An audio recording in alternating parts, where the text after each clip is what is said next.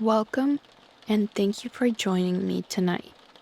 This is a place for quiet stories from history, told slowly and gently to help you relax and drift into rest.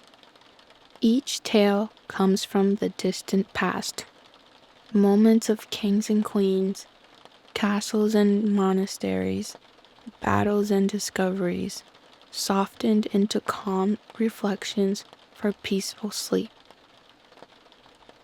So settle in, let go of the day, and allow your mind to wander into another time.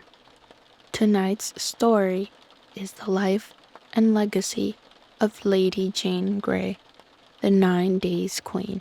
Long ago, in the year 1537, a child was born who would one day be remembered as the 9 Days Queen. Jane was the great-granddaughter of King Henry VII and the eldest daughter of Henry Grey, the Duke of Suffolk. From birth, she stood close to the line of succession, though few imagined she would ever wear the crown. She grew up in England, filled with both privilege and peril.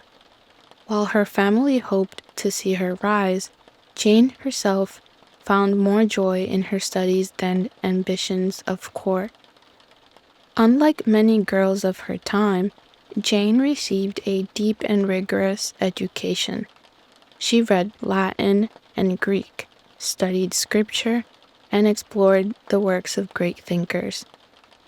Those who met her spoke of her intelligence, her seriousness, and her strong Protestant faith. She was not known for frivolity, but for quiet reflection. Though her parents were often stern, Jane found peace in her books and strength in her faith. She once said that she was happiest when left to read in silence. As Jane grew into her teenage years, England itself was unsettled. King Henry VIII was gone, and his young son, Edward VI, ruled in his place. Edward was deeply Protestant, but also deeply unwell. By the time Jane was 16, it was clear the king would not live long. This uncertainty raised a dangerous question: who would rule after Edward? By law, the crown should pass to his half-sister, Mary.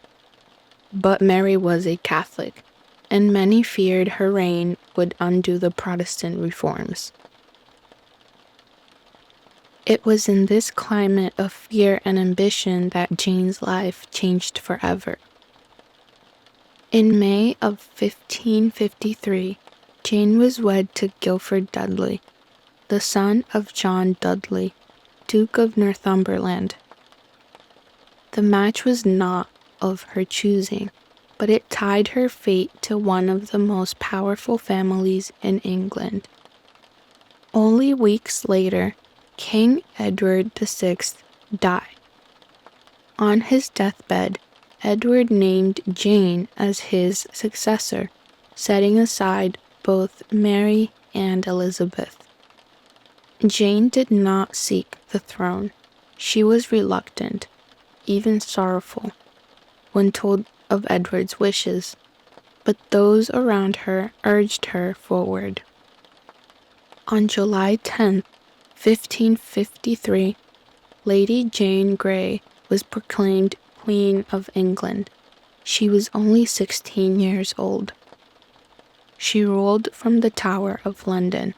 She signed documents, received visitors, and carried the weight of a crown she had never wanted. But the kingdom did not accept her. Across the land, people rose in support of Mary Tudor, Henry VIII's eldest daughter. Mary's claim was stronger, and her following greater. By July 19, the tide had turned. Mary entered London in triumph, and Jane's brief reign was at an end. Jane was taken from the throne and confined within the Tower of London. At first, Queen Mary showed mercy. Jane was young, intelligent, and perhaps more of a victim of circumstance than a willing usurper. But rebellion soon stirred. Supporters of Jane's family attempted to overthrow Mary in what became known as Wyatt's Rebellion. The plot failed, and suspicion fell once more on Jane. Mary, pressured by her advisors, signed the order that sealed Jane's fate. In February of 1554, Jane Grey, still only 16 years old, was led to the scaffold within the Tower grounds.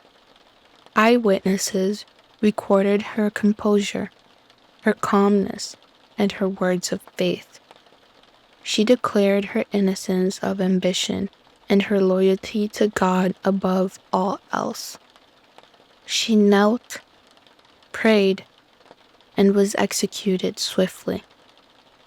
Her reign lasted only 9 days, her life only 16 years, but her story became legend. Though Jane never sought power, she was a tragic pawn in the games of powerful men. To others, she was a symbol of faith and innocence caught in a storm. Her story reminds us of how fragile power can be and how history is often shaped not only by kings and queens, but by the brief lives of those who never asked for a crown. Lady Jane Grey, the 9 Days Queen, remains one of the most poignant figures of Tudor England. This brings our story to a close. May the quiet images and voices of the past stay with you as you drift into rest. History is long, but the night is gentle, and there is always another story waiting for you here. Sleep well, and until next time, good night.